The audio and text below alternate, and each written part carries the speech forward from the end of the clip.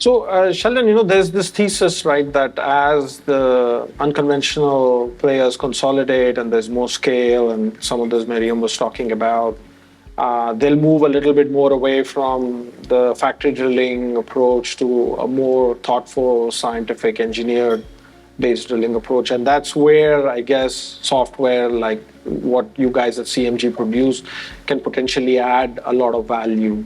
Do you see that investment, do you see that thesis kind of playing out? Do you see greater adoption and use of reservoir modeling tools, for example, as Permian players, shale players in North America consolidate?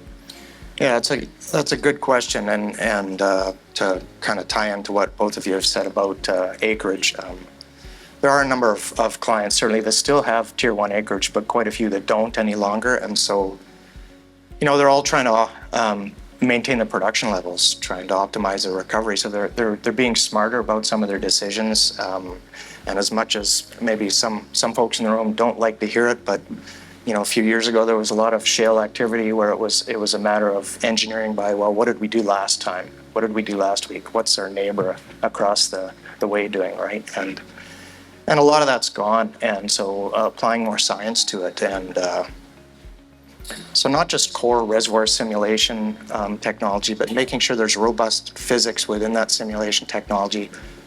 Technologies that use machine learning, AI, data analytics, of course, is very popular, but some companies become suspicious of just data analytics for the sake of data analytics. They feel it's just a black box, so they want to see that it's supported or under the hood, driven by physics-based technology. And so we're seeing a lot of that. We made an acquisition recently that marries both the physics-based simulation to train the AI tool that we acquired with that ability to look at some of these infill wells to avoid frac hits to improve your economic recovery on the new wells you're drilling.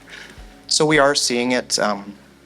We're fortunate enough that we're active in every basin in the world, and that includes every shale basin, whether you're talking Argentina, the US, or Canada, for example. And so the technology allows our clients just to make those smarter decisions and get away from, out of necessity on their part, from doing some things the way they have in the past. And I don't want to paint a broad brush and say everyone's done that. There's lots of operators that never have done that.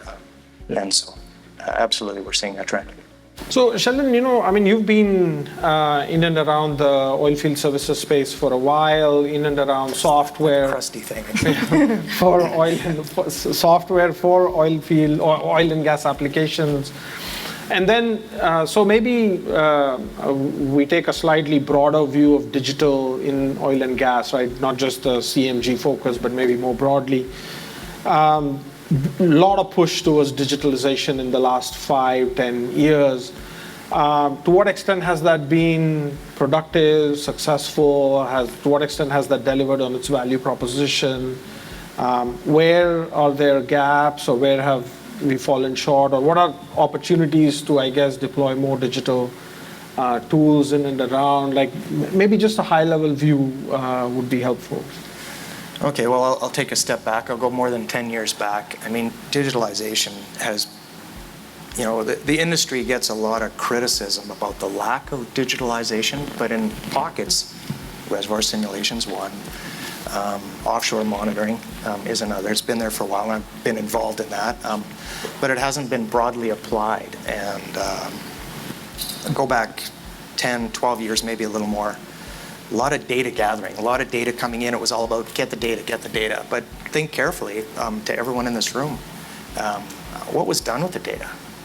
What kind of decisions were made? 10, 12 years ago, almost nothing. That data just sat there. Yeah, we got the data, great. So today, companies are being smarter with the data, whether they're using machine learning, AI, data analytics, and marrying that with making sure it's not that whole black box thing that I talked about earlier. So that's not what's missing. That's what's coming. That's what's here. It's not new, but it's about making more efficient decisions with what you have. Again, not new, but in a lot of cases, those were just words. People were busy. They were making decisions maybe without the data, or maybe not the right decisions. In a lot of cases, they were making great decisions. So that's here now, and that's going to continue to grow. Hopefully not with ChatGPT or anything like that, but integration, and from a platform perspective, just becomes table stakes, right? So companies will continue to pick, or will more pick best of breed depending on the type of company.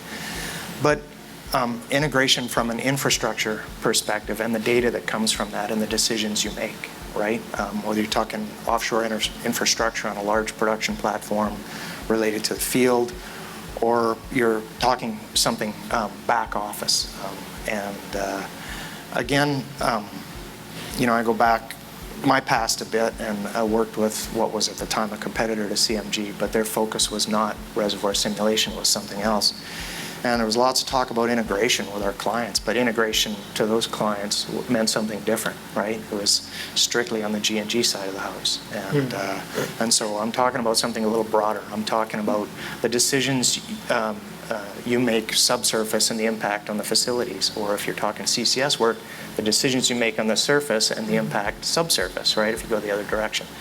And so that's a lot of, I think, what we're going to continue to see. But we'll hopefully take a step back from I've got this data analytics solution, I'm throwing the data in there, I don't really know what it's doing, but it's giving me a good enough answer, right? There's a lot of that going on right now, and hopefully we'll see less of that and more of, okay, it's not just a good enough answer, it's the right answer, it's what, it's now a 95% answer, not a 70-75% answer. So, Maryam, last question to you before we open this up to the audience. But do you see your partners doing more exploration onshore, or there's this whole push for more empirical approach to drilling based on statistical analysis, data analytics, and all of that, versus the more core classic way to exploration, let's say in offshore assets or traditional onshore conventional assets? I wonder if what you're hearing from your partners, is there a lot of exploration that is underway in onshore shale unconventional resources?